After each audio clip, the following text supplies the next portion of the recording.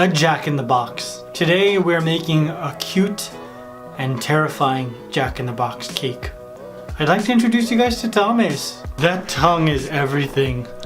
Hi everyone, my name is Abby Huntsman. Let's get started.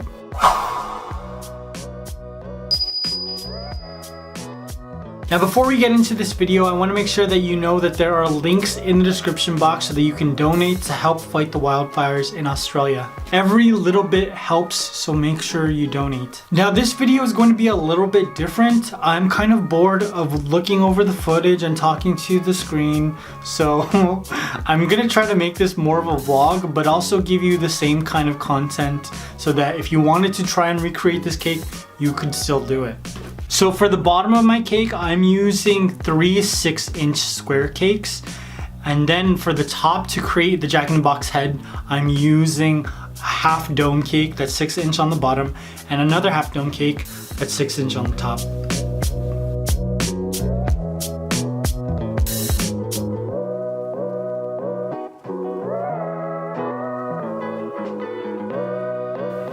Now just like the present cake that I did, I'm going to use the top layer of cake to create and dictate the trapezoid that I'm creating to create the box that the Jack-in-the-Box comes out of. Can you tell I'm losing my voice?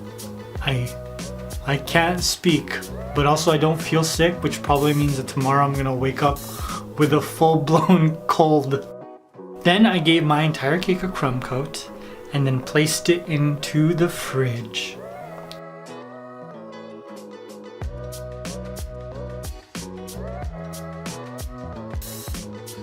I just finished the crumb coat and I put it in the fridge, and I had to wet it with a little bit of magic sauce in a spray bottle so that the crust on the icing could soften up a little bit, because it did create a little bit of a crust. I'm gonna start on my fondant work now. Oh, that did not go the way that I thought it would. In other news, me rebuilding my castle's turning out okay. It's going a little slower than I thought because I don't want to do it, but what are you gonna do?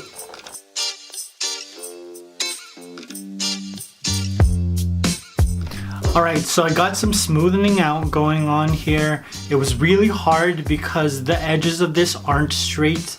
It's a trapezoid, and I really am having trouble kind of just moving everything together to create a nice clean edge. But that's fine. I'm not gonna worry about it. It's gonna look bomb anyways.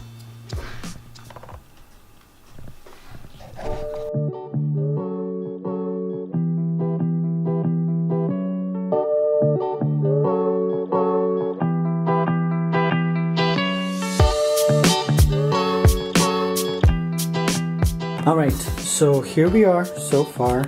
The bottom part of this cake looks like a mess, I know. I should have covered this cake before I added this cake on top. That way I can cover it with like a single piece of fondant, but I didn't do that. So now we got this ugly thing right there, but that's okay because with all the detail that I'm going to give this cake, it should be fine, right? Hopefully. I think so. I wouldn't put out something that I wasn't proud of. Now for the top of this cake, the only thing I really needed to do was make sure that one side of this was flat. There's a little bit of bumps you can see, but for the most part this is going to be the kawaii cute side. So I wanted to make sure that it was nice from bottom to top. And I can start adding all of my details.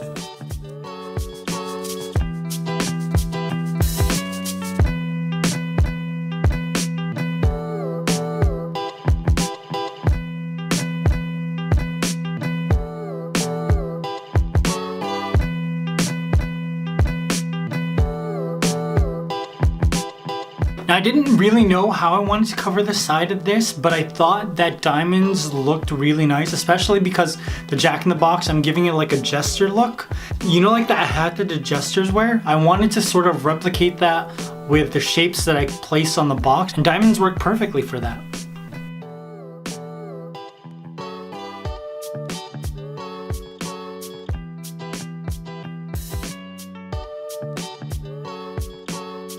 Look at this. I didn't think I was gonna like it so much, but I do. It looks stellar. Now for the scary side, I added these holes using this tool.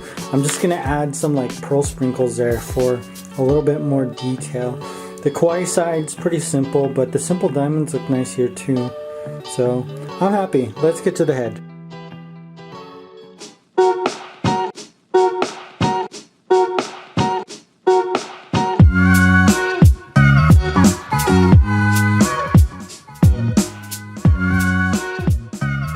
So I got the base of the kawaii side done. I'm still in love with the diamonds and I'm eating some oatmeal.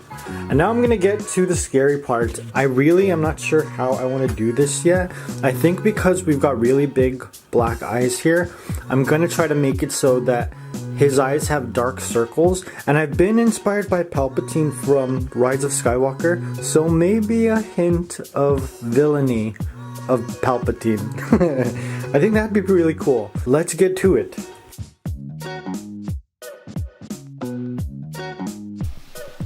Now when I was thinking of how I wanted to incorporate the monster side to the Jack-in-the-Box, I thought that it would be cool if this was a Jack-in-the-Box toy and the monster just latched onto the back of the head. And so that's why you can kind of see it stretching over the back of the Jack-in-the-Box head. Why did the monster decide to latch onto the Jack-in-the-Box? That's for you to decide. But I think it has something to do with tricking children, obviously. Because it's a Jack-in-the-Box toy.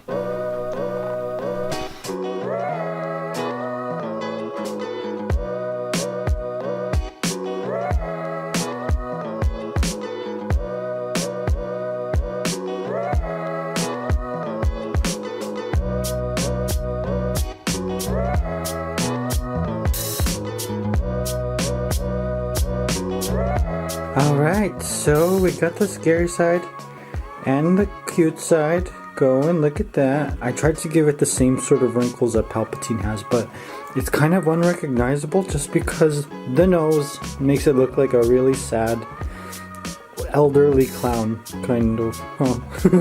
I might do a little bit more work on the mouth just because I don't think it looks like it's smiling enough, and I want it to look like it's really happy. You can see that the smile goes all the way up past the eyes. But for the most part, I like the way the eyes look. I don't know if you can see this, let's see. There's the texture on the nose. I think that looks really nice. And I love all the wrinkles. I always love all the wrinkles on the scary side. And I'm almost finished with my oatmeal, just so you guys know. Okay, let's get to more work.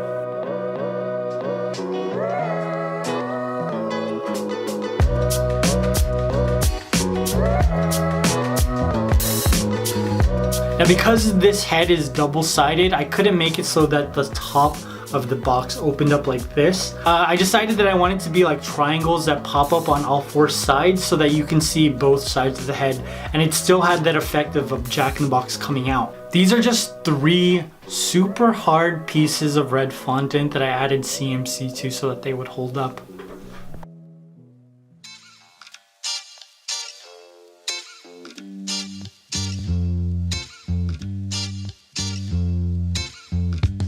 Look you guys! The scary side is complete. The fondant is done, it just needs a little bit of detail with painting.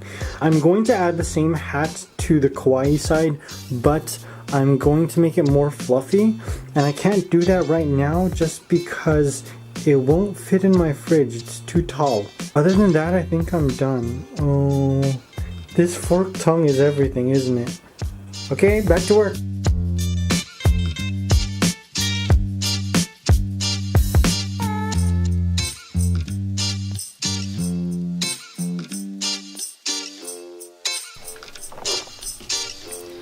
Now after I added all of the gold detail, I realized how much I miss it. I feel like I haven't used luster dust in such a gluttonous way in so long. I need to do more of that. I miss you, luster dust.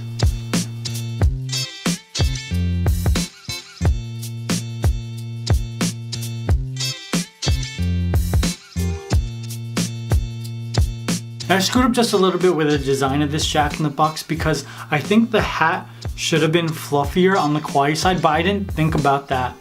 when I was creating the cake. So I added 3 big pieces of fondant, and initially I added even larger pieces, but I was like, that's way too much fondant.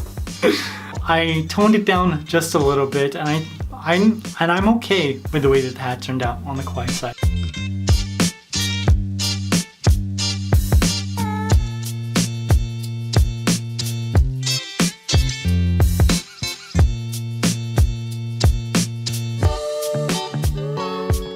And there you have it. My cute and scary Jack-in-the-Box cake is complete. I'm really loving all of the gold detail. I think that's my favorite part of this cake. You can see I was supposed to fix my fondant mess here, but I got lazy, so I ended up just putting sprinkles there with some sixlets and some gumballs. And it looks like it was intentional. And it was intentional, but only because I was lazy. I'm curious, what would you name the demon that's taking over this Jack-in-the-Box? Taking over Thomas. Now I hope you guys enjoyed this. I love you. I'll see you very soon. Peace!